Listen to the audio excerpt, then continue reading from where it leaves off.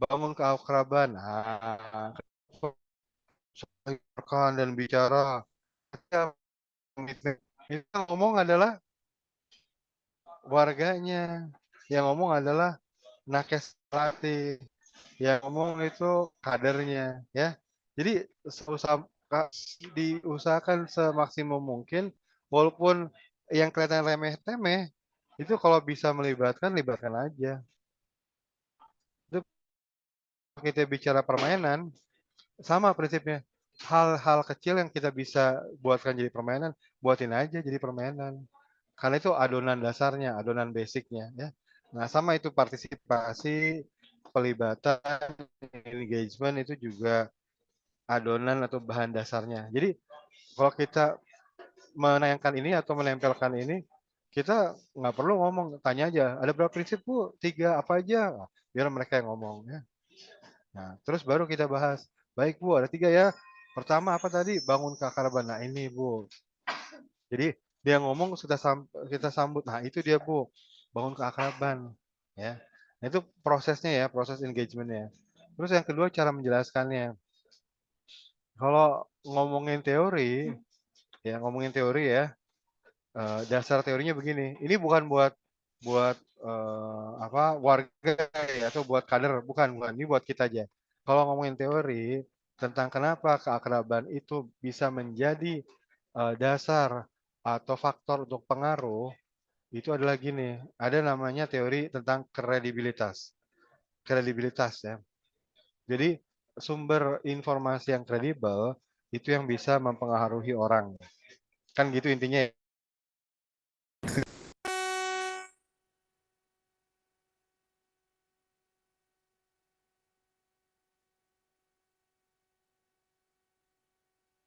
Itu expertise, Jadi expertise, credibility, ada trustworthiness. Jadi ada dua dimensi Bapak Ibu. Ada kredibilitas, expertise berdasarkan keahlian. Nah, ada kredibilitas, trustworthiness. Itu berdasarkan kepercayaan. Jadi gini maksudnya, kalau orang itu ahli atau dipandang ahli sama warga, wah ini ahlinya nih orangnya. Maka dia akan punya pengaruh lebih besar, mempengaruhi orang itu. Karena orang akan ngikutin, oh dia ahlinya kan, kita ikutin aja. Ya. Tapi itu di masyarakat barat. Nah, itu ya ada juga yang terpengaruh karena keahlian. Tapi di masyarakat awam itu seringkali pengaruh itu bukan karena keahlian seseorang, tapi trustworthiness atau kepercayaan karena orang itu dianggapnya baik, penuh perhatian, sayang sama kita. Nah, itu yang membuat dia itu lebih bisa mempengaruhi. Nah, itu. Jadi kredibilitas berdasarkan ini orang baik nih, kita akrab, kita kenal. Nah, itu dia, ya.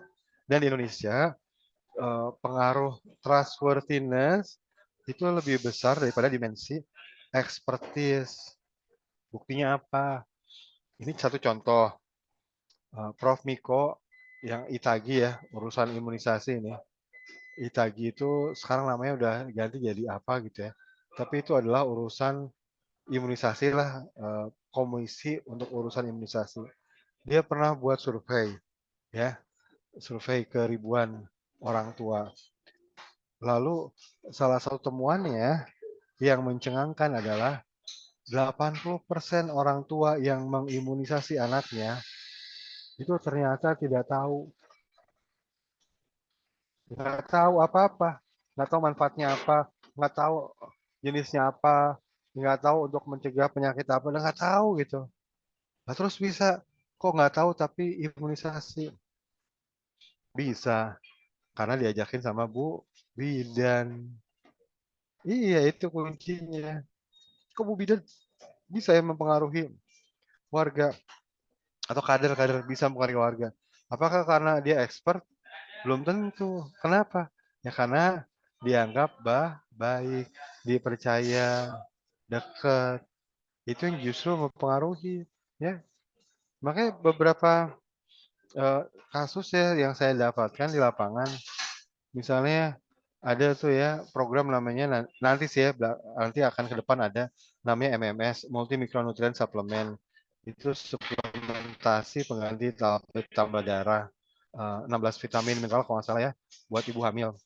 Nah waktu uji coba saya ikutin itu, jadi ibu-ibu hamil banyak tuh yang dikasih MMS ya di Sulawesi Selatan, di Jawa Timur kalau nggak salah, Jawa Timur ya, NTT. Nah ada ibu-ibu tuh yang dikasih, terus saya tanya, Bu untuk apa itu Bu? Ya untuk supaya bayinya sehat. Oh, dikasih sama siapa? Sama Bu Bidan. Oh, apa nggak bahaya tuh Bu? Ah, bahaya apa? Ya nanti kalau ada apa-apa. Oh enggak, masa Bu Bidan mau mencelakai saya? Jadi dia ragu dengan kecurigaan saya. Masa sih Bu Bidan mau mencelakai saya? Jadi dia tuh ikut-ikut aja. Ikut cuma tahu bahwa itu buat bayinya sehat gitu. Tapi kalau ditanya kandungannya apa, nggak tahu. Apa secara spesifik manfaatnya buat apa, nggak tahu. Jadi itu artinya itu ibu hamil mengikuti ibu bidan bukan karena kredibilitas ekspertis atau keahlian, tapi kredibilitas trustworthiness, kedekatan gitu ya. Itu basis teorinya di situ ya. Oke. Nah, makanya waktu kita bangun hubungan, kita bisa pakai cerita-cerita yang berhubungan dengan itu. Misalnya, salah satu contoh, Bu, Ibu Kader, emang ibu-ibu yang baduta itu ya atau balita itu datang ke posyandu apakah agar mengetahui status kesehatan gizi anaknya? Wow, berapa nih angkanya sekarang? Dibandingkan bulan lalu, angkanya gimana? Apakah itu selalu? Apakah karena nggak enak diajak sama Bu Kader? Pengen ketemu sama ibu-ibu yang lain. Apa nih? Apakah demi mengetahui status kesehatan gizi anaknya itu gimana? Nah, biasanya di situ juga muncul cerita, oh nggak selalu gitu. Ada juga karena mau ketemu sama temennya. Ada karena nggak enak sudah diajak sama Bu Kader. Masa ditolak sih gitu. Nah itu adalah masalah keakraban ya. Nah itu contoh contoh cerita profilku juga bisa ibu-ibu orang tua mengimunisasi anaknya tapi nggak tahu manfaatnya untuk apa bisa ya karena hubungannya akrab gitu dan orang kita emang gitu ke orang kita itu misalnya diajakin bisnis sama orang dia nggak ngeliatin proposalnya ini apa nih proposalnya hitung-hitungannya gimana enggak dia akan melihat orang dulu orang ini baiknya orang ini bisa dipercaya nggak orang ini betul-betul serius nggak jadi orangnya yang dilihat bukan hitung-hitungannya.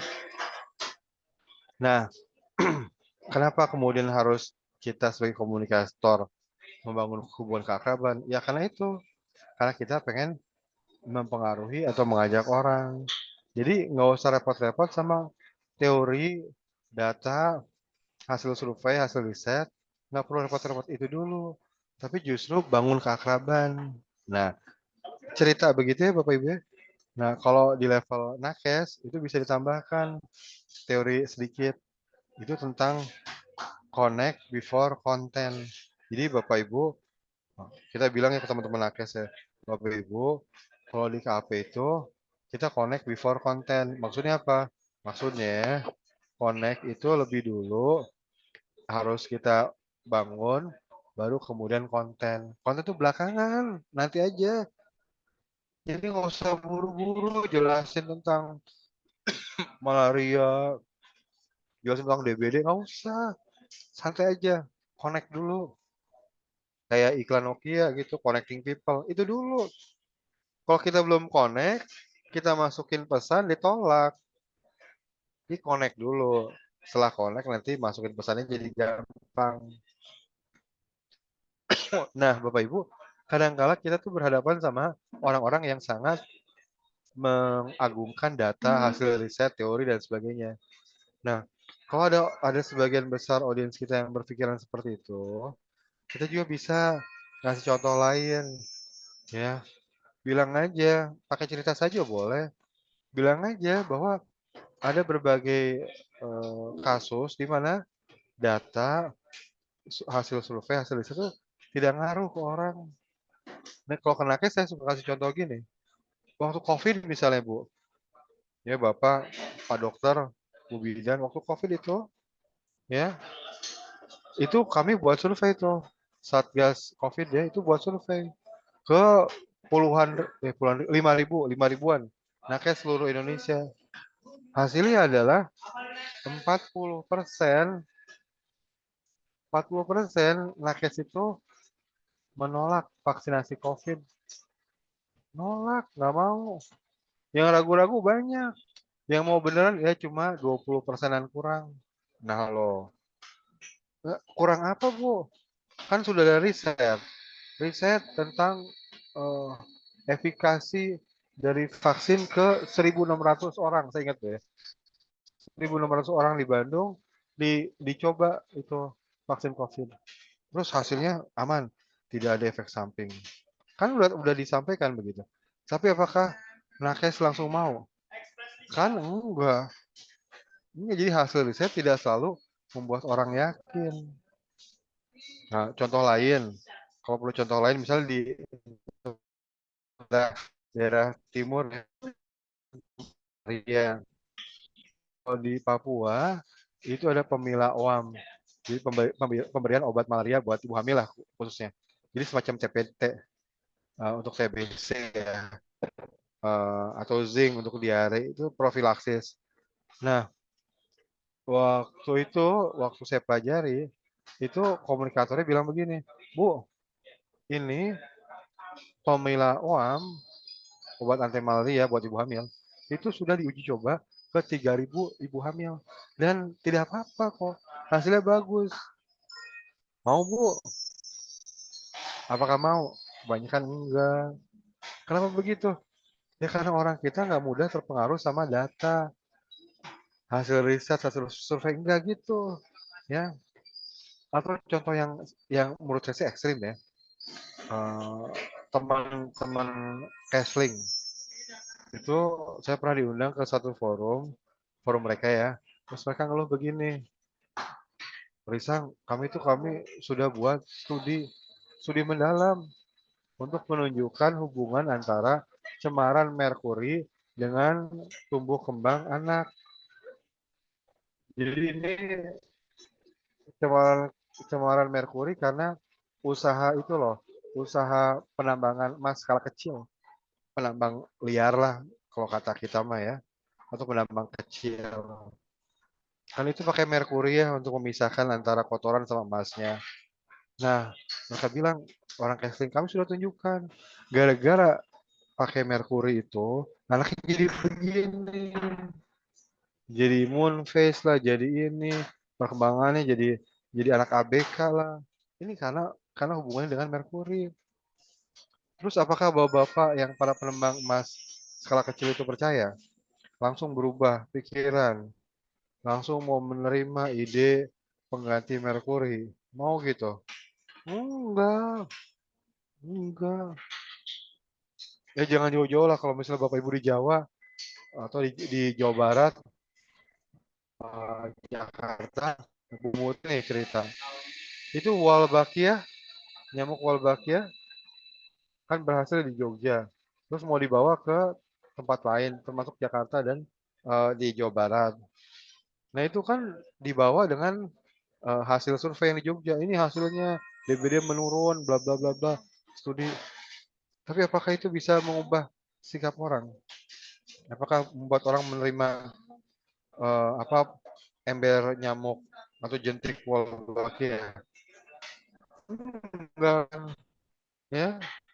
Ini kalau nggak salah teman-teman Bandung nih ya, itu lagi buat ini seminar nih, pembicaraan dengan kader dan sebagainya karena proyek Wolbachia-nya kurang maksimum, kurang bagus. Ya, satu kelurahan di beberapa titik yang masih ada tertinggal itu cuma berapa titik aja gitu.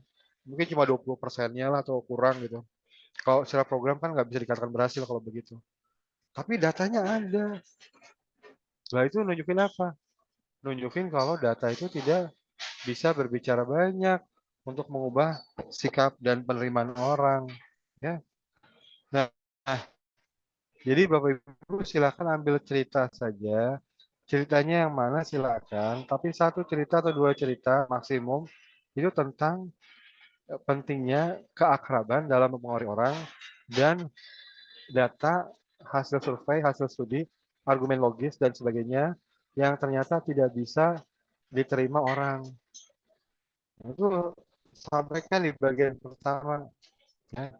Nah, kalau ada waktu, sampaikan dimensi kedua dari prinsip pertama.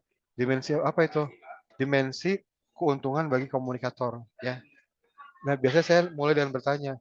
Kalau dengan nakes ya, saya tanya, Bapak Ibu, siapa yang sebulan ini buat penyuluhan? Angkat tangan. Oh. Berapa lama penyuluhannya? Oh, 10 menit, 15 menit. Oke, Bu. Bu, semisal kita buat penyuluhan 30 menit, capek enggak? Biasanya bilangnya apa? Capek. Kalau penyuluhannya 45 menit, capek enggak?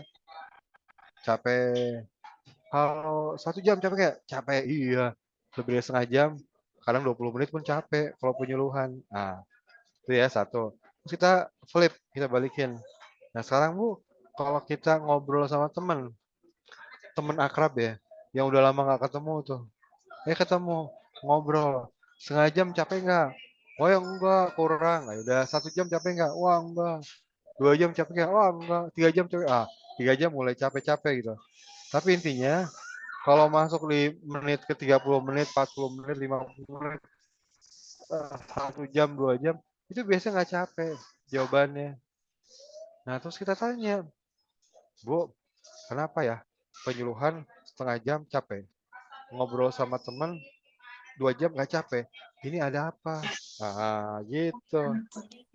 Terus kita dijawab kan macam-macam. Terus kita bilang, nah itu dia. Kalau sama teman itu ngobrolnya lain. Nah, kenapa enggak sekarang kita ambil teknik-teknik, pola-pola ngobrol sama teman untuk kita terapkan di penyuluhan. Supaya apa? Supaya kitanya nggak capek. Ya kan sama temen kan kalau kita ngobrol 2 jam nggak capek kan, malah tambah energi. Makanya kita buat sekarang gimana caranya agar penyuluhan yang 2 jam, yang 1 jam tidak membuat capek, tapi justru membuat kita lebih berenergi. Gitu, ya. Udah nih satu nih.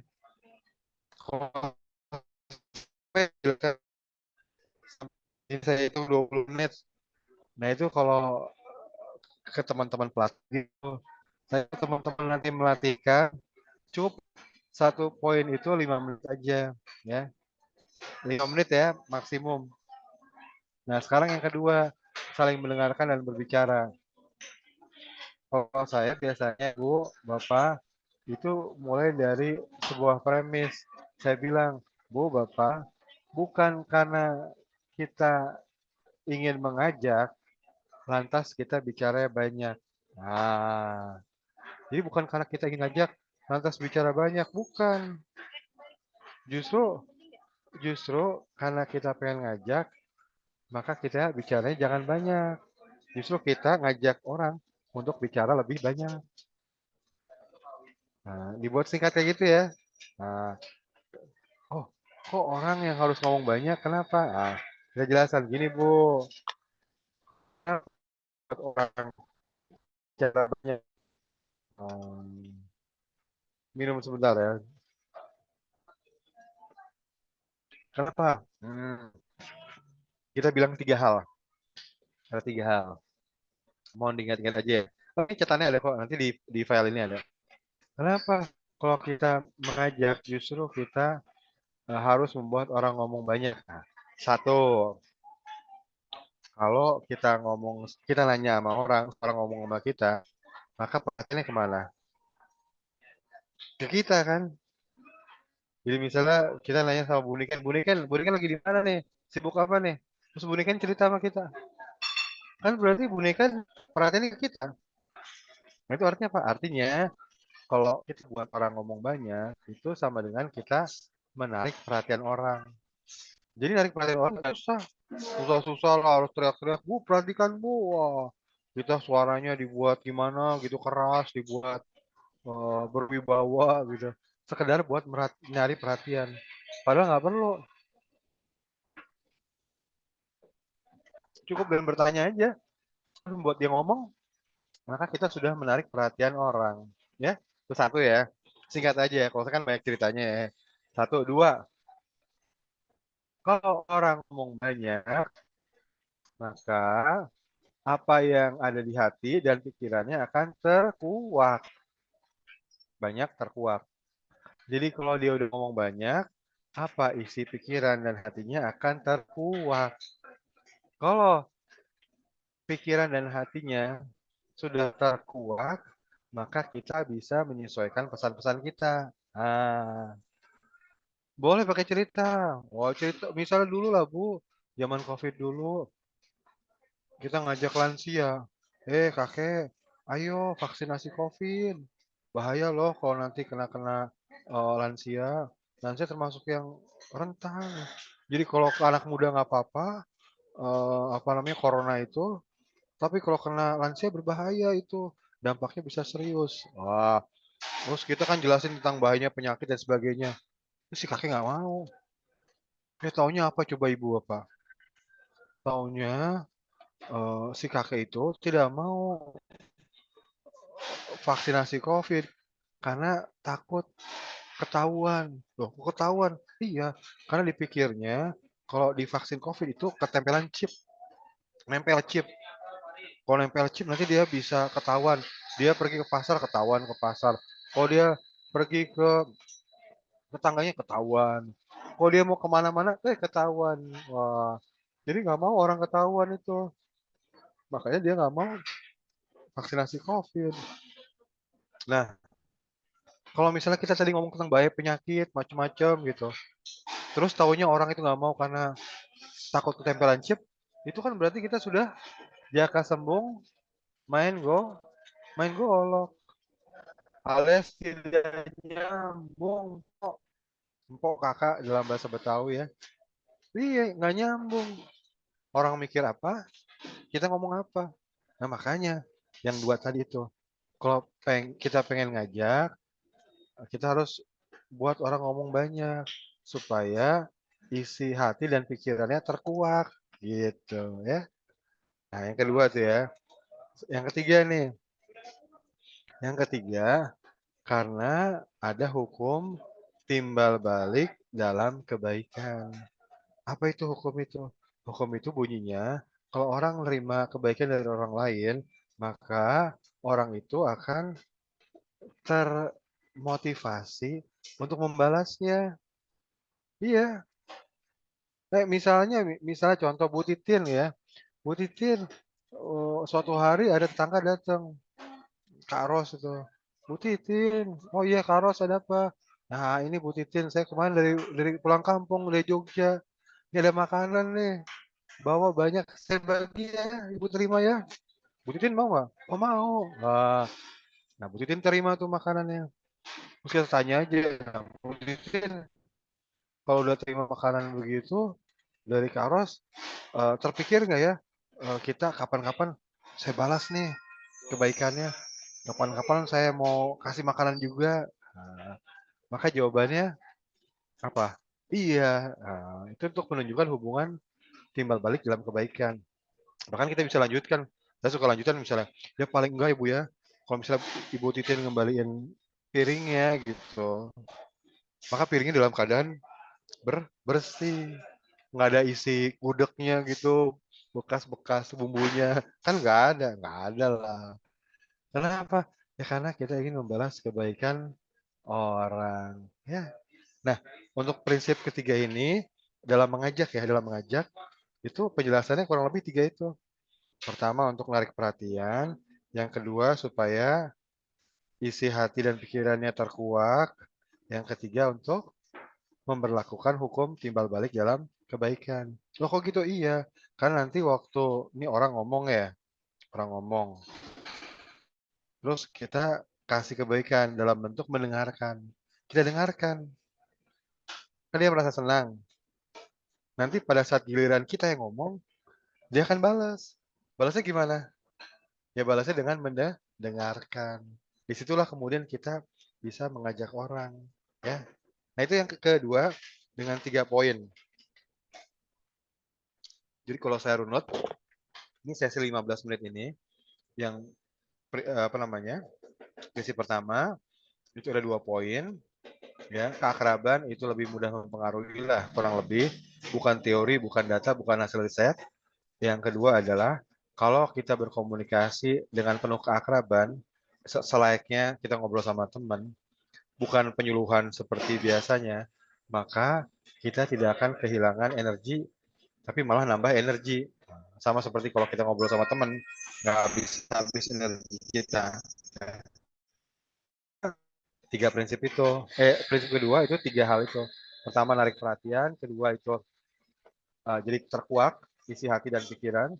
Dan yang ketiga, agar hukum timbal balik dalam kebaikan itu berlaku, ya. Nah, yang terakhir nih, kunci komitmen. Kunci komitmen. Kalau saya mulainya dengan kalimat kunci seperti ini. Orang Indonesia, orang Indonesia ya, orang Indonesia kalau bilang iya, belum tentu, ntar dijawab sama teman-teman partisipan, belum tentu iya. Kalau bilang mau, belum tentu mau. Mau. Iya. Nggih, nggih, tapi ndak kepanggih. Oh, iya betul. Jadi di setiap budaya ada itu. Jauh, Nggih, nggih, gege, tapi tidak kepanggih. boten. Oh, oh. Jadi orang Indonesia itu suka gitu. Apakah berarti orang Indonesia tipu-tipu? Bukan begitu. Orang Indonesia itu nggak suka tipu-tipu. Cuma kalau dibilang iya nggak dilakukan, itu demi sopan santun. Sopan santun. Tadi tuh saya sama dokter Basra ke sekolah. Ngobrol-ngobrol sama kepala sekolah sama guru-gurunya. Terus nanya tentang imunisasi. Jadi kalau misalnya pas bulan imunisasi anak sekolah, ya 4 hari sebelum itu diberitahu karena ada imunisasi. Terus nanti akan ada 25%, 30% anak yang sakit. Sakit nggak masuk. Nah, orang tuanya pada telepon. Maaf ya Bu ya, ini Rini nggak bisa masuk, panas. Bu maaf ya, Agus nggak bisa masuk, agak sakit badannya. Apakah sakit beneran? Ya, wallahu alam nggak tahu. Tapi yang utamanya adalah mereka menghindari imunisasi. Mereka nggak bilang, nggak boleh, nggak mau saya anak saya imunisasi. Nggak bilang. Mereka iya-iya aja. Tapi pada hari hanya nggak mau. Kenapa? Sakit. Oh, nggak enak badan anaknya. Jadi orang Indonesia tuh gitu. Jadi tidak, jadi gini, kalau dalam komunikasi ya, ini buat pelatih. Dalam komunikasi itu ada namanya high context communication sama low context communication. High context tinggi, low context konteks rendah. Itu maksudnya terkait dengan seberapa telanjang, seberapa terlihat pesan. Jadi gini, kayak kayak saya misalnya saya juga mengalami itu namanya bentrok budaya gitu ya, budaya komunikasi. Kalau orang-orang Jawa itu lebih high context. Kalau orang Sumatera itu lebih low context. Kalau orang orang teknik itu lebih high context, low context. Orang sosial, orang sastra itu lebih high context. Orang akunting itu low context. Jadi gini, ini contoh saya waktu pertama nikah gitu. Hari pertama kan Mas Ame keluarga gitu di rumah gitu ya. Gerak juga susah, banyak orang gitu. Kulkas agak jauh dari posisi saya. Terus saya bilang ke istri saya, Win, panas ya udara ya. Panas ya udara ya. Gerah ya gerah. Dijawab, iya emang panas. Kaget, kok dijawab gitu ya? Karena maksud saya adalah, tolong ambilkan minum dong. Nah, cuma karena saya kebiasa high context, maka saya ngomongnya kayak gitu. Tapi kalau sama orang yang low context nggak ketangkep. Harusnya langsung aja ngomong, ambilin minum dong. Nah, itu lebih jelas. Ya. Nah, jadi balik ke orang Indonesia pada umumnya. Orang Indonesia itu ngomong iya, itu tidak mau, belum tentu iya, karena high context. Ya, high context. Jadi kalau ngomong tuh nggak langsung apa isi hatinya, nggak selalu gitu. Tapi disarukan. Banyak model-model high context itu yang apa? Yang jadi masalah juga pada akhirnya ya. High context misalnya TBC. TBC nggak dibilang Anda sakit TBC sama nakesnya. Oh, ini parunya plek. Itu high context juga karena inti pesannya nggak diketahui gitu. Ya. Nah, itu high context. Nah, balik ke sini ya, ke kunci komitmen. Jadi kalau kita ngajarin ke orang, kita tinggal bilang gini aja sebenarnya. Orang Indonesia itu kalau bilang iya, belum tentu iya. Nah, itu kan. Kadang bilang iya, tapi apa? Tidak ternyata. Ntar ada yang nyeletuk. Yang ngerti Jawa ngotok. Nggih, nggih. Boten kepangge. Ah, itu. Tapi kita harus netralkan itu. Apakah itu artinya orang Indonesia itu suka tipu-tipu? Enggak. Itu bukan dalam rangka tipu-tipu. Itu dalam rangka kesantunan. Nah, itu high konteksnya di situ. Kesantunan. Gak enak kalau ngomong apa adanya. Ya. Tolong ambilkan itu. Nggak bisa gitu. Nah, baru masuk. Makanya kalau orang ngomong iya, ibu hamil, kasih TTD. Bu, diminum TTD-nya ya? Iya. Iya, iya aja kan. Tapi diminum nggak? Oh, ternyata kan hasil surveinya bilang yang minum tablet tambah darah sesuai dengan anjuran 90 tablet selama kehamilan itu kan cuma berapa persen? Cuma 20-an persen aja. Artinya apa? Artinya yang lainnya iya iya tapi dibuang.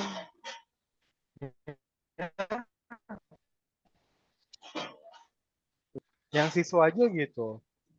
Siswa ya. Seminggu sekali kan dikasih TTD, diminumnya sama-sama. Ada yang hari Selasa, ada yang hari Jumat gitu.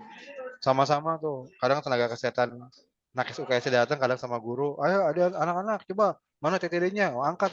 Oh, diminum ya. 1, 2, 3. Oh, dibuang di laci. Nah, tapi nggak berani bilang, oh nggak mau saya. Enggak. Ya. Nah, makanya kalau orang ngomong iya, kita lanjutkan ya. Kalau orang ngomong iya, jangan diambil mentah-mentah.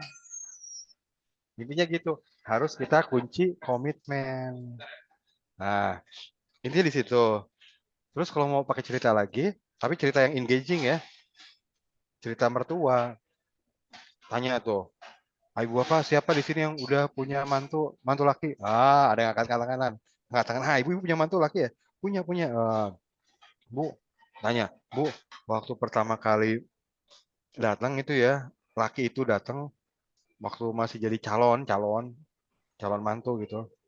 Kita nanya-nanya nggak sama calon mantu itu? Jawabannya kebanyakan nggak semua ya, tapi kebanyakan iya saya tanya. Terus kita tanya lagi, betulkah salah satu pertanyaannya adalah, nak, kamu serius nggak sama anak saya? Bisa jawabannya, iya. Ah, ya kan jawabannya itu ya. Apa pertanyaan itu ya? Betul nggak? Jawabannya adalah, iya mah saya serius. Ah bener, itu. Kalau kadang-kadang kita mau bercanda kita bilang, itu dia. Hafalin ya, itu pertanyaan klise. Nah, serius ke sama anak saya? Jawabannya iya. Nah, terus kita tanya lagi.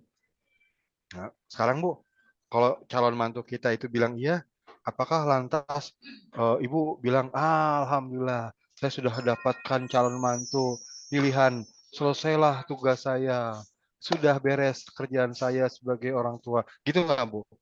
Oh yang enggak lah, enggak. Percaya? Ya nggak percaya. Terus Ibu apa lagi? Ya saya tanya-tanya lagi. Gitu kan jawabannya. Nanya apa? Dia nanya kerja di mana? Iya. Terus tanya apa lagi? tinggal di mana? Oh iya, terus tanya apa lagi? Kadang kita bercandain, gaji tanya nggak? Oh enggak, saya nggak nanya kok. Nanya lewat anak kan? Oh iya, nanya lewat anak. Terus nanya apa lagi? Oh, kapan orang tuanya bisa datang? Gitu kan? Jadi ibu tidak berpatokan pada jawaban iya ketika kita tanya, nah kamu serius gak sama anak saya? Gitu kan? Tapi kita tanya-tanya lagi. Nah itulah cara tradisional kita mengunci komitmen sebetulnya. Hanya ketika calon mantu itu bilang iya terus dan mau kooperatif, baru kita yakin. Misalnya kita nanya, nah kapan orang tuamu bisa datang ke sini? Terus dia jawabannya, ya kapan-kapan. Nah, kalau jawab gitu gimana? Wah, itu berarti nggak serius. Kan gitu ya. Artinya kalau kita nanya pertanyaan selanjutnya, tapi kemudian dia jawabannya negatif, itu berarti komitmennya tidak serius. Kita tanya lagi, ini serius nggak sama anak saya? Gitu kan. Nah, ini intinya. Jadi, eh, jangan terima ya apa adanya, karena orang Indonesia itu bilang iya, itu bukan berarti iya. Harus kita lanjutkan dengan pertanyaan-pertanyaan selanjutnya, agar komitmennya terbentuk. Nah, udah nih, Bu. 3 prinsip ini dalam waktu kurang lebih 15 menit.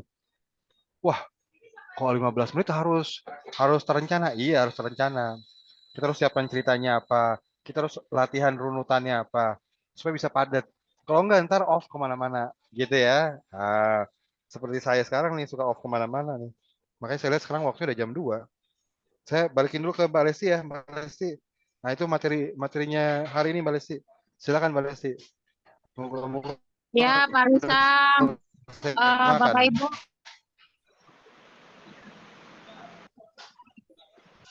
halo, ya Pak Risang. Pak Risang dan Bapak Ibu, maaf ini ya nggak kondusif. Saya lagi perjalanan balik nih Pak Risang dan Bapak Ibu.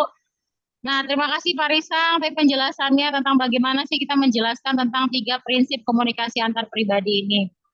Silakan Bapak Ibu, jika ada yang ingin ditanyakan atau mungkin sharing-sharing pengalaman selama ini yang kita kalau sedang mengisi sesi KAP, siapa tahu pada saat sesi ini ada yang ingin berbagi pengalaman atau rasanya sulit menyampaikan yang ini atau yang ini gitu ya.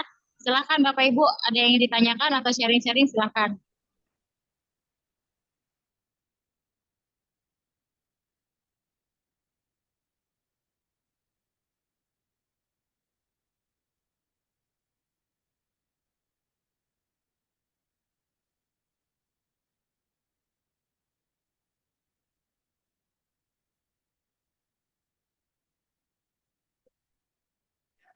Ayo Bu, silakan sharing-sharing Bapak, silakan pengalaman gitu ini ayo.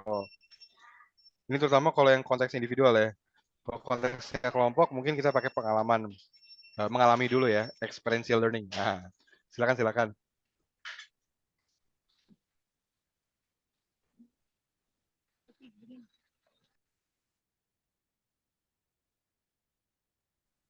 Selamat siang, Mbak Risa.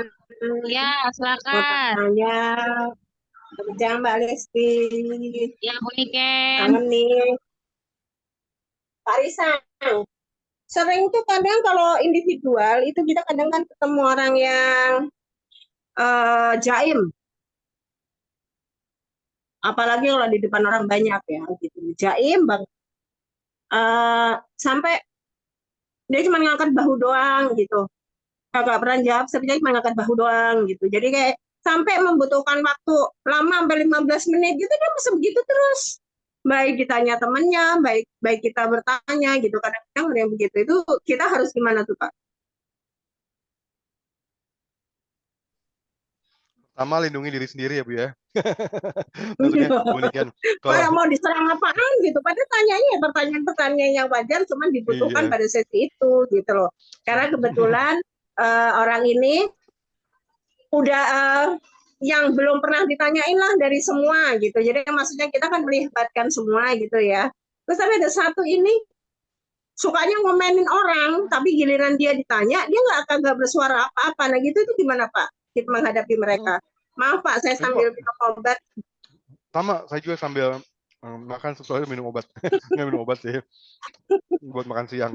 Gini Bu Niken, ini kita ngomongin tentang menghadapi serangan sebetulnya. Serangan orang.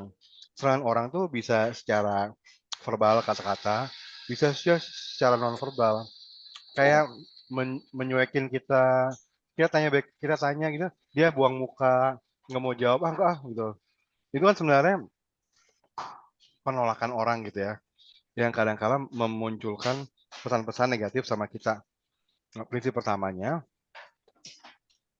perlindungan diri kita.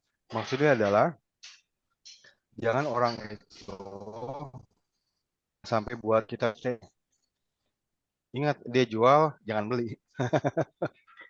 Ya, oke, Kadang-kala oke. kalau misalnya kita, kadang-kala ya, bulikan ya, ada orang kan kalau suka nyelutuk-nyelutuk gitu ya, nyelutuk-nyelutuk kan buat kesel gitu ya. Tapi giliran kita minta jelasin, Hmm. dia nggak mau gitu kan, buat bete gitu ya. Mm-mm. Nah, Iya betul ya, betul nggak iya, gitu Pak, persis. Mbak, Bu ini kan bahkan nanti ya saya mau cerita, itu orang-orang itu selalu ada, bahkan di level remaja pun ada. Saya nemuin itu, buat bete banget. Jadi kalau kalau teman yang lain dia dijelek-jelekin gitu, nimbrung-nimbrung, tapi gila dia enggak, saya nggak mau gitu, kan buat bete ya. Nah, Terus prinsip ditambah pertama dengan buat, bahasa tubuhnya yang begini nih Pak, oh, betul, tangannya kayak begini, udah. kayak nantangin, kayak ngeremehin gitu ya. Nah, tapi dia kan jual, jangan beli. Dia jual, jangan beli. Itu prinsip pertama. Artinya dia Hmm. mungkin iya, mungkin enggak, kita nggak tahu ya. Mungkin ada maksud, mungkin tidak ada maksud mengganggu kita. Nah, cuma intinya adalah jangan beli. Maksudnya adalah jangan terpengaruh, jangan terpengaruh.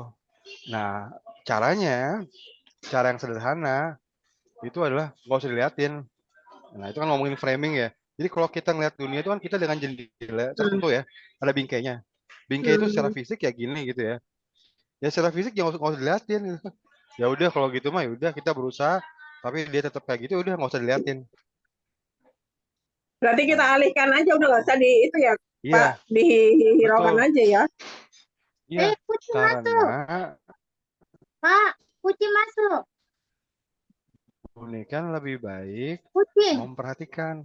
Itu masuk di sana. Kita memperhatikan orang-orang yang memang mau ngikutin kita. Kan lebih baik gitu, Bu. Kasihan kan kalau misalnya kita terkuras energinya untuk ngurusin satu orang itu, sehingga yang lain itu jadi terpengaruh, terganggu. Bahkan sebetulnya ya, ini sebetulnya ya, saya dulu tahun-tahun berapa ya, 2013, 14, 15 itu kan banyak kerja sama guru ya. Terus saya pernah dapat kerjaan itu observasi. Jadi saya nunggu di kelas, terus saya liatin guru ngajar. Banyak itu kelas-kelas yang perhatikan. Nah, ketika guru itu mengoreksi perilaku siswa karena nakal gitu, itu sebetulnya teman-teman lain itu terpengaruh juga. Jadi sebenarnya, ganggu suasana, ganggu, jadi nggak enak gitu loh. Jadi gimana gitu, yang tadi asik, gara-gara gurunya marah, walaupun marahnya kepada satu atau beberapa siswa, yang lainnya enggak. Tapi yang enggak pun jadi terpengaruh gitu. Makanya saya Iya lebih Pak. suka milih guru yang, ini udah susah nih, beritahunya halus aja gitu. Nggak mau, ya udah nggak usah diperhatikan. Nah, terus kalau misalnya udah sangat ganggu, dipakai, sini nah sini. Nah, coba kamu kesana dulu dong, ambilin itu ya ke ruang guru, ambilin ini.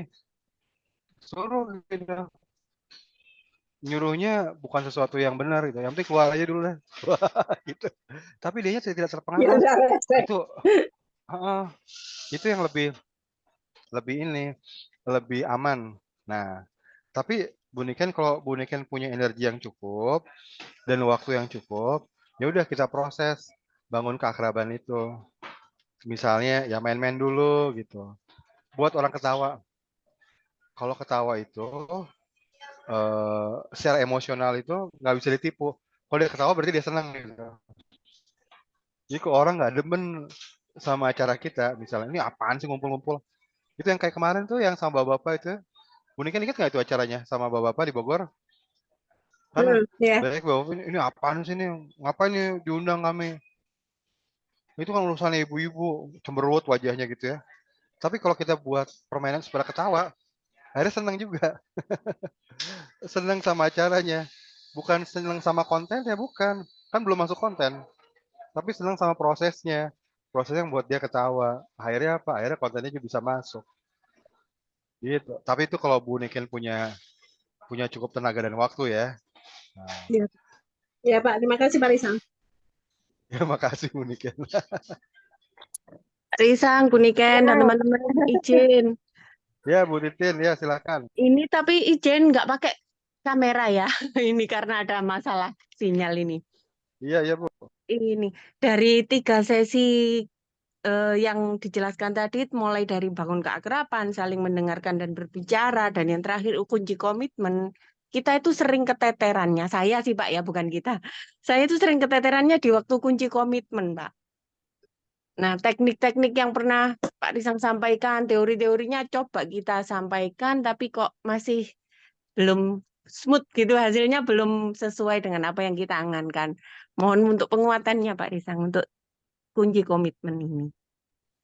Oh, Bu Titin mau jelaskan langkahnya di 3 prinsip. Jadi nggak apa-apa. Jadi gini, kan kalau yang teknik dasar itu 3 langkah ya. 3 langkah kunci komitmen. Langkah yang pertama itu orang harus bisa mengucapkan sendiri perilakunya apa, manfaatnya apa, ya untuk apa gitu ya. Dia harus ngomong sendiri gitu ya. Itu yang pertama ya. Yang kedua, kalau kita kasih tantangan yang kemungkinan dia akan hadapi, terus dia masih mau melakukan, nah itu berarti udah terbentuk komitmen yang lebih kuat. Yang ketiga itu merinci, menspesifikkan kapan, di mana, dengan siapa. Dan kalau dia bisa jawab, maka itu juga lebih kuat komitmennya. Jadi kalau kita contohkan misalnya ya, kalau saya sih biasanya kunci komitmen saya udah mulai tunjukkan waktu prinsip mengalami. Ya, tapi kalau misalnya yang lain, misalnya gini, eh, ngomongin tentang TTD gitu ya, TTD kan udah proses tadi itu yang saling mendengarkan ya. Di situ kan ada tanya jawabnya, ada cerita manfaatnya sebagainya. Maka kita sebagai nakes ketika mau kasih TTD, kan kita bilang ya, Bu ini TTD-nya Bu ya, mau diterima nggak? Oh iyalah Bu Bidan. Mau nih? Iya mau. Untuk apa? Untuk diminum. Minumnya gimana? Ya tadi kan Bu Bidan bilang gimana? Sehari 1. Oh, supaya apa sih minum ini? Ya tadi kan supaya persalinan lancar, anak jadi pintar. Nah, kalau dia bisa ngomong itu, berarti pembelajaran kita di tahap kedua itu sudah berhasil. Artinya nanti komitmennya yang terbentuk itu atas dasar pemahaman yang udah lumayan lah. Nah, gitu ya. Itu satu. Terus yang kedua, ini belum kita kasih ya TTD-nya. Yang kedua, kita kasih tantangan. Oh, Bu, tapi bener nih Bu ya TTD diminum ya. Iyalah Bu Bidan. Ah, bener nih. Nanti jangan-jangan kalau udah terima minum 1 rasanya mual, terus gak diminum lagi. Ya enggak lah Bu Bidan. Enggak gimana? Kan tadi Bu Bidan bilang caranya gimana tadi? Itu kan minumnya sebelum tidur, setengah jam sebelum tidur, atau 1 jam sebelum tidur. Supaya apa? Ya supaya nggak mual. Mau? Iya mau. Gitu. Jadi kalau kita kasih tantangan terus dia bisa mengatasi secara verbal, itu artinya komitmennya lebih kuat.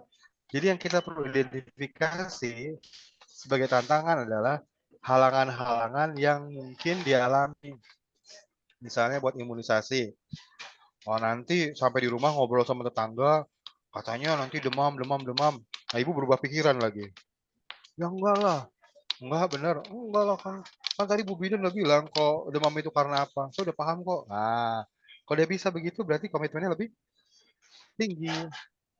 Anak belajar misalnya, dibilang mau belajar supaya nilainya tinggi. Kita tanya, bener nih mau belajar. tiap hari mau belajar. Bener. Wah, nanti kamu dijemput sama teman-teman kamu. Agus, main yuk. Terus kamu nggak belajar jadinya. Enggak kok, Pak. Nanti kalau aku dijemput sama teman-temanku ngajak main, aku bilang aja, mainnya kita agak sorean ya, habis asar. Saya mau belajar dulu. Nah, kalau dia bisa bilang gitu, berarti komitmennya lebih kuat. Ya, anak-anak misalnya di sekolah kita ajak untuk menyampaikan pesan tentang imunisasi ke orang tuanya. Dia bilang mau, ya, supaya nanti orang tuanya jadi paham. Terus kita tantangin, bener nih mau nih. Nanti ngomong sama ayah nggak berani. Terus kalau dia bilang, enggak kok berani, nggak berani kenapa? Ya takut ntar ngomong. Oh enggak kok ayahku baik kok, aku pasti berani ngomong. Nah, itu artinya dia komitmennya lebih kuat. Jadi Bu Titin untuk yang kedua adalah kita identifikasi kira-kira halangan apa yang akan dia temui, lalu kita sodorkan ke dia. Bener nih, nanti begini gimana? Terus dia bilang, enggak kok, tetap bisa. Wah, itu ya berarti komitmennya lebih kuat. Yang ketiga, itu langsung kita tanya spesifik. Yang spesifik, itu kayak sales suka nanya, jadi gimana Bu, mau kredit atau mau cash? Kapan nih kira-kira tanda tangan ini? Kapan nih SPO apa ya SPO ya? Jadi Pembayaran. pembayaran, nah gitu. Itu adalah hal Hmm. yang lebih rinci. Jadi kalau kita nanya ke ibu yang mau imunisasi anaknya, kasih tantangan, dia bisa mengatasi. Ya udah, kalau gitu kapan Bu mau imunisasi anaknya?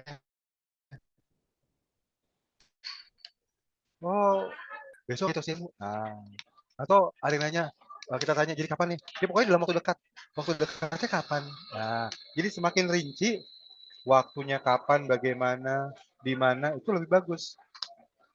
Disitulah kemungkinan komitmennya itu lebih kuat dan akan terrealisir. Nah, gitu, Bu Titin.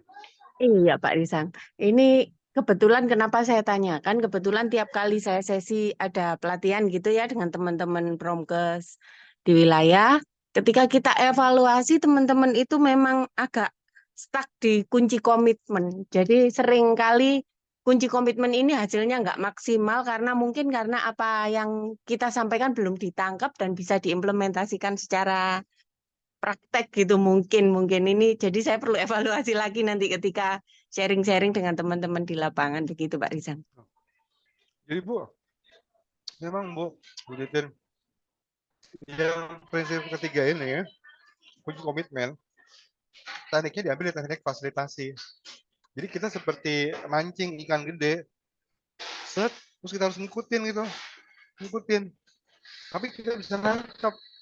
Jadi emang agak susah ya mengelola percakapan, nggak pakai permainan, nggak pakai apa gitu, nggak pakai skenario, ngikutin percakapannya dia. Teknik yang harus dikuasai sebetulnya, teknik mendengarkan dan bertanya. Jadi harus mendengarkan dan bertanya. Nah, jadi harus pintar gitu ngikutin percakapan. Butuh latihan. Jadi sebenarnya Bu Titin, kalau itu belum bisa dilaksanakan sama teman-teman, satu latihan aja. Ntar kamu yang paling gampang latihan sama keluarga dulu. Latihan sama keluarga, sama teman, sama anak gitu. Latihan. Misalnya anak, misalnya ya, anak pelajaran olahraganya kurang bagus, penjas ya. Sekarang bukan penjas, namanya apa ya?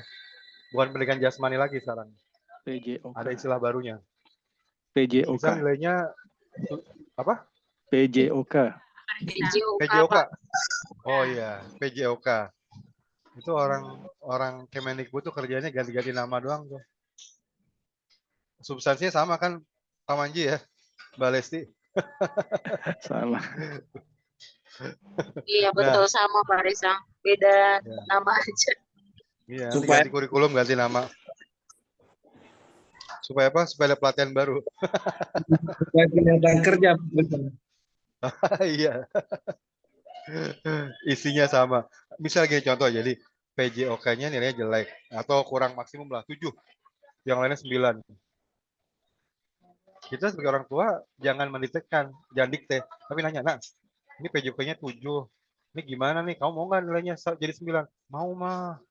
Seperti yang lain mah, aku mau jadi 9. Terus gimana dong caranya? Orang tua nanya, gimana caranya, nah? Gimana ya, aku harus olahraga latihan sendiri ya? Latihan sendiri, iya mau pagi gitu, sebelum berangkat sekolah, aku ini aja, oh, lari-lari gitu, share rumah. Oke. Terus apa lagi? Nah, terus ini mah, aku mau ikutan ini ya, klub bola. Klub bola di mana? Klub bola di dekat kampung itu ada SSB, ada sekolah sepak bola. Wah, itu kan artinya kita fasilitasi kan. Kita nggak ngasih jalan keluarnya. Kita nanya. Nah, baru kita apa namanya kunci komitmennya. Misal masuk langkah 2. Di antara itu jadi mau yang mana nih? Ya pokoknya SSB aja lah mah.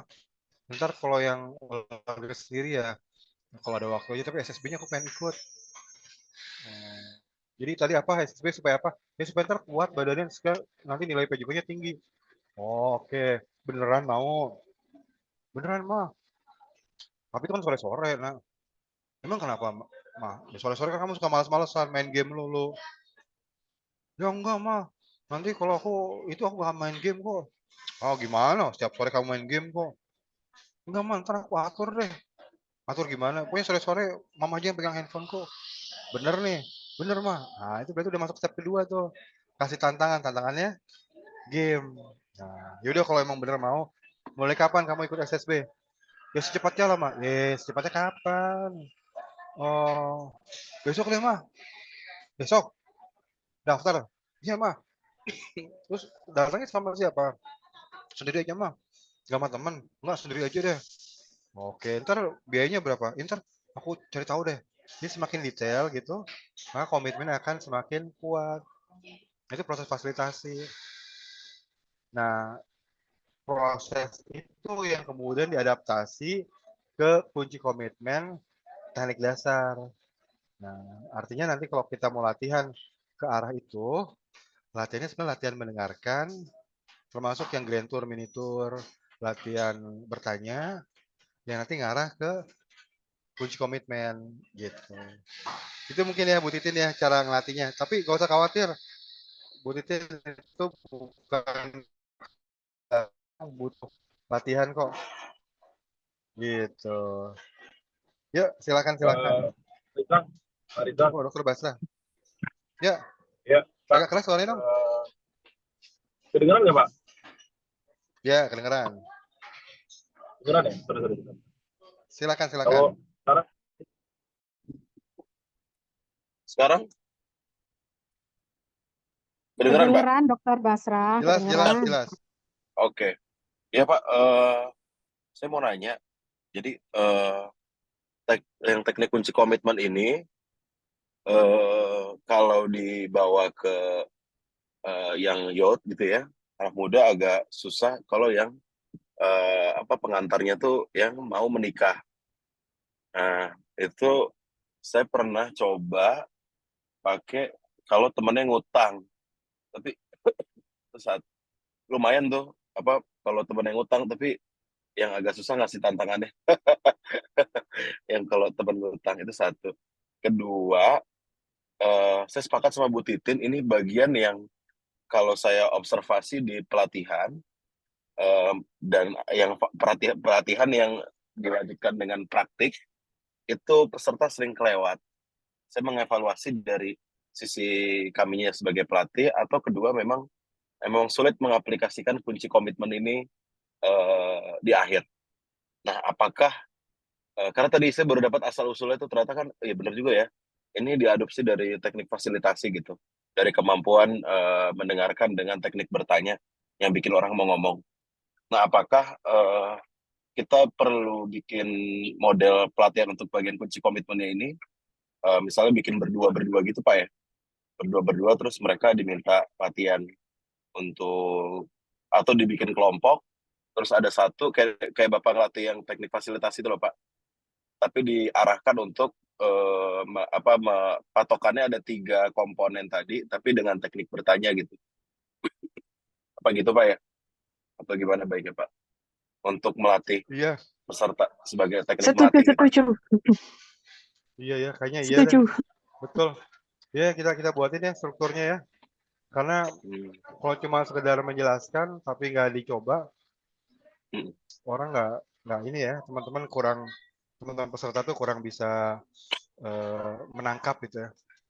Ya, ya betul. Hmm. Ntar coba kita ambil ya materi-materi di pelatihan yang kelompok Bapak kemarin tuh yang pakai teknik fasilitasi untuk kita terapkan di kunci komitmen ya. Hmm. Sip, sip. Oke Pak, Thank you ya. makasih Pak. Yuk. Siap. Oke, oke. Sip, sip. Arisang izin.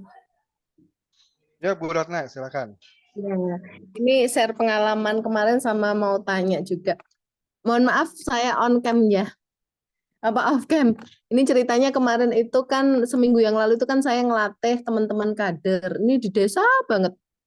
Nah, terus hari Minggu kemarin itu teman-teman kader mencoba untuk mengaplikasikan. Nah, sasarannya itu teman-teman remaja.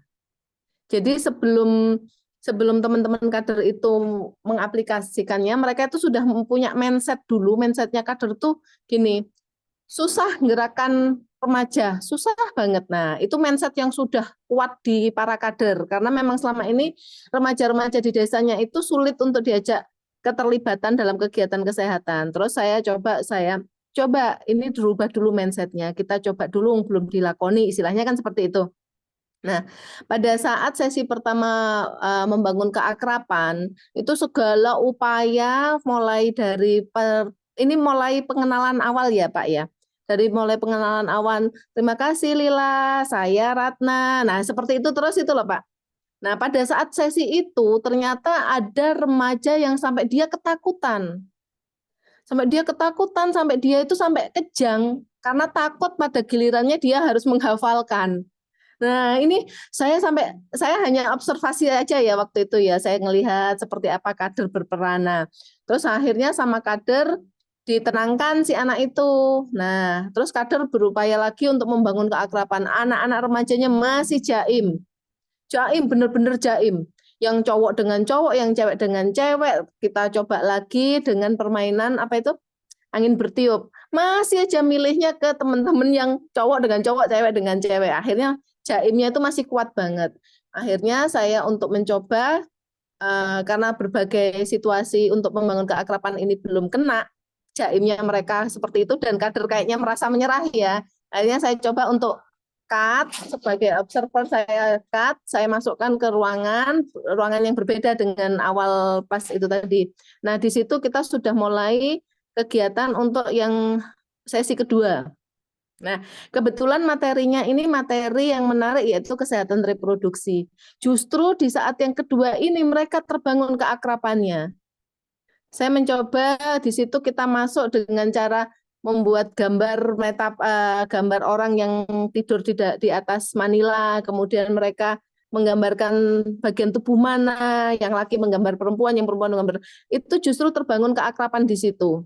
Dan di situ mereka malah mengenalkan diri mereka lagi. Nah, itu teknik seperti itu apakah kita bisa gunakan dengan melihat kondisi seperti itu, Pak? Dan alhamdulillahnya bisa kekunci komitmennya. Jadi agak memutus di rantai di alur pertamanya. Gitu Pak Risang. Mohon arahannya. Bu Ratna, itu remaja-remajanya sebelumnya udah saling kenal atau belum itu? Belum sama sekali. Dan itu benar-benar jaim. Benar-benar jaim. Mereka nggak kenal sama sekali. Terus model permainan apa dengan apa. Jadi memang benar-benar belum pernah terpapar apapun. Kita mencoba berbagai permainan nggak masuk. Berbagai permainan nggak masuk. Terus ya itu tadi sampai akhirnya kadernya merasa, aduh takut ini gitu. Tapi ya terbangunnya pada saat diskusi itu bagaimana Pak Risang? Iya, kalau yang pakai body mapping itu Mm-mm. kan udah masuk ke tahap kedua ya. Eh, Iya, proses belajar dan bermain atau belajar dan bermain. iya. Bermain belajar atau belajar bermain gitu ya.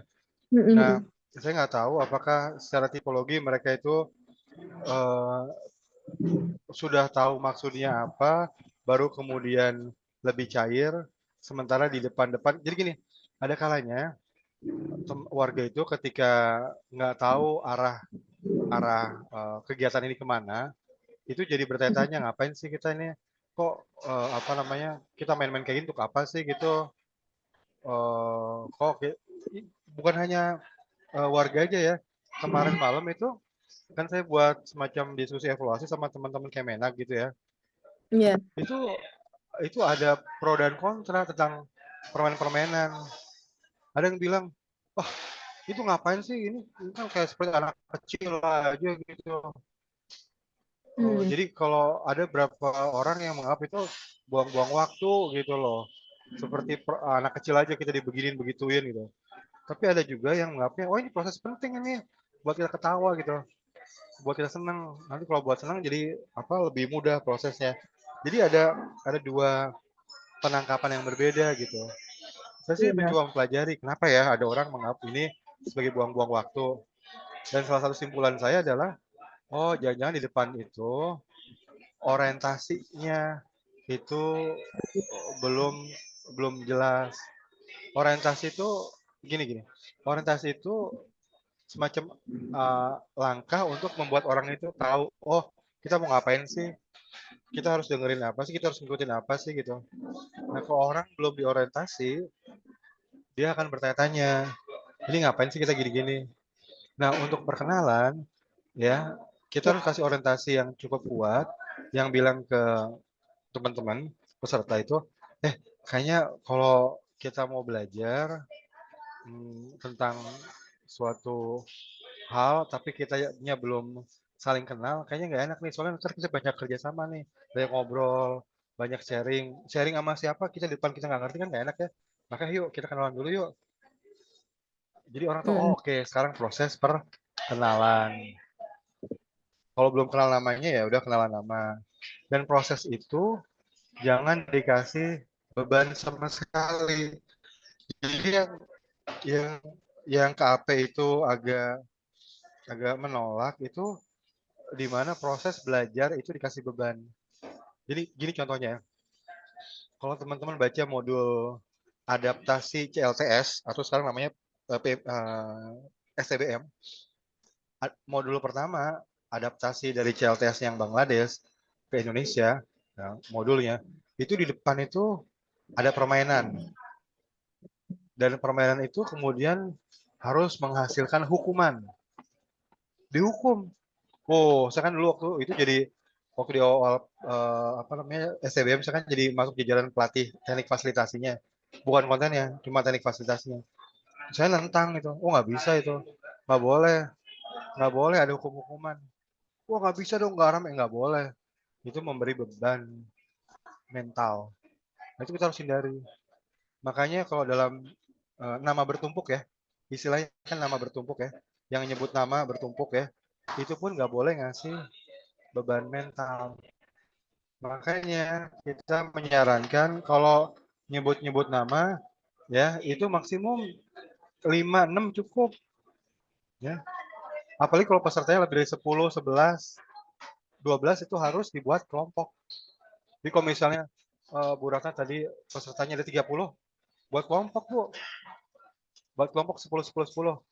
Dan semua Iya. prosesnya harus dibuat santai. Bahkan kalau nama bertumpuk, di ujungnya itu harus ada nyebut nama secara beramai-ramai. Gitu ya. Nah, Iya, iya. nah sekarang itu mungkin ada di situ ya, apa namanya, yang harus dikuatkan. Ada lagi tipologi orang yang memang learning, tipenya learning. Itu adalah high intervensi kognitifnya high context ya, high cognition. High cognition tuh orang-orang yang memang ya belajar gitu. Saya mau belajar. Mana nih? Jadi dia nggak berorientasi ke sosial, nggak berorientasi ke bangun pertemanan. Itu ya belajar gitu. Apakah ada di Indonesia kayak gitu? Ada. 20%-an mungkin tipologinya memang belajar gitu. Di kampus juga gitu. Ada memang masuk-masuk yang tipologinya belajar. Jadi nggak mau basa-basi, nggak mau buang-buang waktu, belajar ya belajar. Nah itu mungkin orang-orang yang modelnya model individualis, rasionalis, kayak di barat. Kalau di barat, misalnya di kampus gitu ya, saya dulu pernah ngajar di kampus di Irlandia, sebentar aja sih. Cuma kalau ngajar ya, ya apa namanya, pengantar basa-basi di depan sebentar udah, ya harus inti. Jadi selama 1 SKS gitu, atau 3 SKS, 2,5 jam itu ya harus informasi berat gitu. Kalau kan tadi cengin gitu. Lah, kalau di kita, kalau saya dulu ngajar di kampus, itu 2,5 jam, 1,5 jam bisa hahe, main-main, ngobrol-ngobrol. Materi 1 jam. Itu udah berat itu. Itu udah berat. Tapi emang gitu. Kalau kita tradisi orang kan ngumpul mangan orang makan ngumpul. Artinya kalau ngumpul itu jangan dikaitkan dengan tujuan tertentu. Kayak di kelas yuk jangan dibebani terlalu banyak dengan tujuan pembelajaran, harus ada aspek yang non pembelajaran, aspek saling mengenal, aspek ngobrol, aspek cari tahu apa hobinya, dosennya lagi ngapain. Dosen-dosen favorit itu biasanya dosen-dosen yang kan katanya ya ngajarnya enak. Saya pelajari yang ngajarnya enak maksudnya gimana sih? Yang ngajar enak satu bisa cerita. Cerita tuh maksudnya apa? Cerita tuh menyederhanakan materi berat jadi ringan. Nah, cuma cerita itu bisa relate kalau yang diceritakan itu cerita keseharian. Jadi modelnya pakai perumpamaan, analogi keseharian. Dan kalau kita mau masuk ke cerita keseharian, ya kita harus kenal mahasiswanya, bisa nyambung sama cerita mereka. Jadi apa? Jadi harus bisa ngobrol, harus bisa lagi nih ngomongin tentang gizi seimbang. Ya jangan ngomong teori doang, tapi ngomongin tentang makanan-makanan yang lagi tren di anak-anak, di remaja, di mahasiswa apa, makannya apa. Kamu kan suka makan ini ya. Oh, saya lihat ngantri banyak. Oh iya Pak, enak nggak sih? Wah enak Pak gitu. Berapa sih harga? Oh, ngobrol gitu. Baru kemudian masuk ke materi. Nah, cuma saya bilang tadi ada psikologi yang memang belajarnya serius, jadi dia nggak mau basa-basi gitu. Nah, jangan-jangan itu bisa juga. Ya. Terus kenapa kemudian ketika pas masuk experiential learning itu dia jadi seneng? Itu kan experiential learning ya, kayak apa tadi itu? Yang body mapping ya namanya. Body mapping itu harus gambarin tubuh langsung ya. Jadi saya lihat tuh ada orang buat body mapping itu dia gambarin sendiri gitu. Fasilitatornya gambarin sendiri gitu. Nah, ini kan bagian tubuh kita nih ya. Nah, coba ya. Nah, coba sekarang kalau diare tadi yang sakit mananya nih? Nah, bilang yang mana? Oh, terus si fasilitatornya nunjukin sendiri. Nah, itu bukan maksudnya body mapping nggak kayak gitu. Body mapping itu yang harus buat mapping body peta tubuh adalah partisipannya sendiri. Jadi kita harus kasih instruksi yang jelas. Tolong kalau misalnya nggak ada kertas ya tinggal pakai kapur gitu. Ayo coba buat peta tubuh ya. Jadi masing-masing tiduran terus gambarin lekak-lekuk tubuhnya. Ayo siapa yang mau jadi korbannya? Wah, siapa yang mau digambar? Nah, siapa penggambarnya? Langsung makan berproses. Nah, di situ itu proses ngalamin yang isinya interaksi. Interaksi jadi ngobrol, oh ketawa-ketawa, oh gini ya, jangan gini gitu. Nah, itu justru menyenangkan, iya. Emang termasuk dalam proses yang menyenangkan. Nah, jangan-jangan ya, kalau kita narik ke tahap pemanasan, jangan-jangan tahapan pemanasannya kurang interaktif antara mereka gitu. Jadi coba dibuat pemanasan yang memfasilitasi interaksi antara mereka. Saya juga cari persamaan, permainan-permainan yang interaksi dalam kelompok. Kayak misalnya, jadi jangan kompetisi individual ya. Kompetisi individual kayak angin bertiup kan kompetisi individual. Terus permainan-permainan lagu dan gerak itu individual. Tapi kalau permainan jangan permainan kelompok, lagu tembak jangan dimasukin pertama. Itu lebih interaksi di kelompok. Atau kalau toh permainan lagu dan gerak, kupikir-pikir, itu juga kan kelompok dan ada interaksi dengan mereka walaupun non verbal. Jangan mestinya lebih ke arah sana. Tapi saya nggak tahu persis situasinya, tapi Bu Ratna terima kasih. Tadi yang experience-nya justru ya yang lebih membuat mereka lebih terbuka gitu ya. Ya, mungkin itu benar Pak Risang. Mungkin pemanasan kurang mungkin. Pemanasannya kurang, kemudian udah dijelasin awalnya kita kenalan dulu, tapi ya mungkin itu tadi karena ada kejadian yang tiba-tiba si anak itu langsung kejang. Nah, itu yang mungkin membuat kader panik ya. Panik, terus akhirnya, terus akhirnya begitu pada saat sesi kedua, mereka body mapping sendiri, karena mereka menggambar badannya mereka sendiri, mereka seneng, terus akhirnya dia menyebut, sopo-sopo, mau jenengmu sopo lah. Di situ akhirnya kita mencoba diulang lagi perkenalan, malah mereka di situ malah ketawa lagi. Nah, itu berarti ya mungkin karena ada itu tadi ya momen yang tidak kita duga.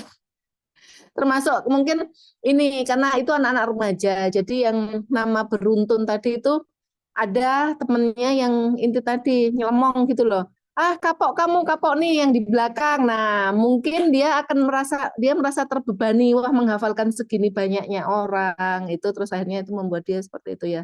Baik Pak Risang, makasih. Nanti harus terus berlatih ini. Sip, makasih Bu Ratna. Parisan, apa kita cukupkan Parisan udah 14.40 nih. Sip. Luar biasa. Makasih Bapak Ibu semua pertanyaan-pertanyaannya, sharing-sharingnya. Ini buat kita jadi semakin mendalami ya. Dan menguatkan juga nih pemahaman kita tentang 3 prinsip KAP ini. Mungkin kita cukupkan ya Parisang dan Bapak Ibu semua. Terima kasih banyak atas kehadirannya. Semoga kita ketemu lagi Rabu depan ya Pak Risang ya. Sesi ketiga semoga ini makin banyak yang bisa hadir.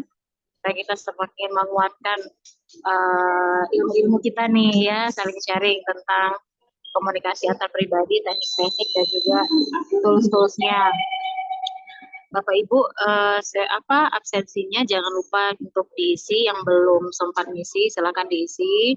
Kemudian nanti postnya akan kita share ya Pak Risang ya di grup ya Pak. Siap. Nah Bapak Ibu tunggu saja, linknya nanti akan saya share di grup. Nanti akan saya berikan durasi waktu ya pengerjaannya ya, biar kita nggak lupa gitu ya. Makasih semuanya Bapak Ibu, Pak Risang, sehat-sehat selalu. Ketemu lagi. Terima kasih semuanya. Makasih Bu Listri, mohon maaf Mbak Risang. Ini lagi kerjaan Mbak Risang. Sehat-sehat ya. Yo, makasih. Bu Windy, Bu Kamala, Dr. Basra, makasih. Assalamualaikum Dr. Basra. Malam. Bu Vivi, Bu Wiwi, Pak Rahmat. Izin pamit ya. Nanti rekamannya kami kirim. Makasih.